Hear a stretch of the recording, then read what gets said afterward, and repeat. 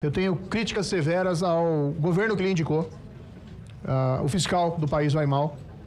Isso tem gerado um movimento necessário, infelizmente, de incremento dos juros por conta da insegurança que isso tem provocado. Além disso, nós sabemos que o aumento da dívida pública vai cobrar o seu preço lá na frente. Vai ser necessário um ajuste. E a gente está vendo um crescimento que tem todo indicativo de não ser sustentável. Mas essas críticas não são dirigidas à Vossa Senhoria, são dirigidas ao governo. Mas eu quero registrar aqui a minha preocupação. Nós conversamos ontem, Vossa Senhoria mencionou a sua intenção de ser independente, o que significa dizer não ao presidente Lula. E creio que o seu predecessor, o atual ocupante, Roberto Campos Neto, fez um excelente trabalho como presidente do Banco Central. Do jeito que o país anda, com descalabro fiscal, com falta de controle de gastos, com tentativa de se fazer ajuste através de aumento de tributo, nós não temos aí um futuro promissor na parte da economia. Durante o período da pandemia, se a gente olhar os países, o Roberto tem dito isso em vários fóruns internacionais, eu vou reproduzir a fala dele porque eu concordo integralmente, o presidente Roberto Campos. Os países avançados fizeram um esforço fiscal maior do que os países emergentes ou os países de baixa renda. O esforço fiscal foi maior para responder à pandemia. Imediatamente, começa uma discussão sobre esse processo inflacionário. O quanto desse processo... É um grande debate global, o quanto aquele processo inflacionário correspondia a um choque de oferta pela desarticulação das cadeias produtivas e dificuldade de você produzir, e quanto que correspondia a uma questão de demanda decorrente dos programas de transferência de renda e socorro por causa da pandemia. Existia essa discussão. A minha posição... Eu recorro sempre quando tem esse debate a uma fala do Churchill, que ele dizia que a verdade é uma adúltera, nunca está com uma pessoa só. Provavelmente você consegue encontrar explicações nos dois elementos, não precisa ser um ou outro, me parece que era um e outro. Quando os países avançados que aumentaram a sua dívida com esforço fiscal maior, iniciam uma elevação da taxa de juros, você vai ter um montante de dívida maior com um custo maior, o que demanda uma rolagem de dívida num montante superior. Esta rolagem de dívida no montante superior vai afetar aquela taxa de juros da dívida, que é essa taxa de longo prazo, que resulta da negociação, para fazer uma simplificação aqui empobrecedora, entre oferta e demanda de títulos públicos. Por isso que os títulos públicos dos países avançados começaram a pagar juros cada vez maiores. Como para os países emergentes de baixa renda, geralmente a taxa de juros que se paga é a do país avançado mais algum prêmio, isso impôs um custo de ter acesso à liquidez e a dinheiro internacional maior para os países avançados, os países emergentes e de baixa renda.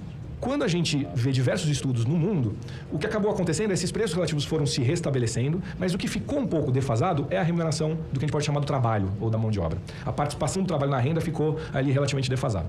E por isso você vê vários estudos, inclusive, correlacionando por que a economia está crescendo e muitas vezes a avaliação, isso acontece nos Estados Unidos, a avaliação do governo não cresce e a popularidade não está acompanhando esse crescimento econômico ou da renda. Porque às vezes a sensação do cidadão é, eu estou melhor do que o ano passado, mas eu já tive mais poder de compra 10 anos atrás, 5 anos atrás. Esse sentimento é mensurado muitas vezes. Se você criar um ambiente ou permitir um ambiente para que essa tentativa de correção da remuneração do trabalho passe enquanto custo para quem contrata o trabalho e ele consiga encontrar um ambiente de demanda aquecida suficiente para repassar isso para preço para o consumidor final, o poder aquisitivo não vai ser reposto para o trabalhador, porque ele vai ter que pagar um preço mais caro, e você pode inaugurar uma inflação, uma espiral inflacionária que repasse de custo de mão de obra para preço e assim sucessivamente. Então, o papel dos bancos centrais é conseguir permitir esse arranjo dos preços relativos, zelando ou perseguindo a meta de inflação. Não sei se fui muito hermético, mas criar esse ambiente para tentar controlar e fazer com que esse processo ocorra de maneira ordenada, sem que a economia esteja aquecida excessivamente, é super relevante. E quando a gente olha para a economia brasileira, ela dá sinais de estar num estágio diferente de boa parte das economias do mundo. Se a gente pegar, por exemplo, o início dos anos 2000, a gente tinha ali uma série de fatores que colaboravam. China crescendo, exportando desinflação, porque ela tinha ganhos de produtividade com bens industriais, e importando commodities. Estados Unidos e Europa com taxas de juros baixas, jogando liquidez no mundo. Hoje, se a gente vai olhar, o Japão está começando a subir juros depois de muito tempo. A China num processo de desaceleração econômica. Os Estados Unidos um pouco nessa discussão, se ele vai fazer, para usar a metáfora da aterrissagem, se ele vai fazer uma aterrissagem suave ou uma aterrissagem mais abrupta. A Europa também num processo de desaceleração. Os dados que a gente vê do Brasil o desemprego na mínima da série histórica. A gente vê a renda com um crescimento acima de 12% desde o início de 2023 e provavelmente uma combinação entre inflação e desemprego, que vai estar entre as melhores desde o início do Plano Real. A indústria no máximo da capacidade instalada nos últimos 11 anos, o serviço no máximo dos últimos 2, e assim sucessivamente a gente vai encontrar diversos dados que sugerem uma economia que não está num processo de desaceleração. É uma economia que parece apresentar pungente, né? Isso não é ruim, mas cabe ao Banco Central, a bola que o Banco Central tem que estar com o olho é na inflação. O que isso sugere ao Banco Central? Que a gente deve assistir um processo de desinflação mais lento e mais custoso.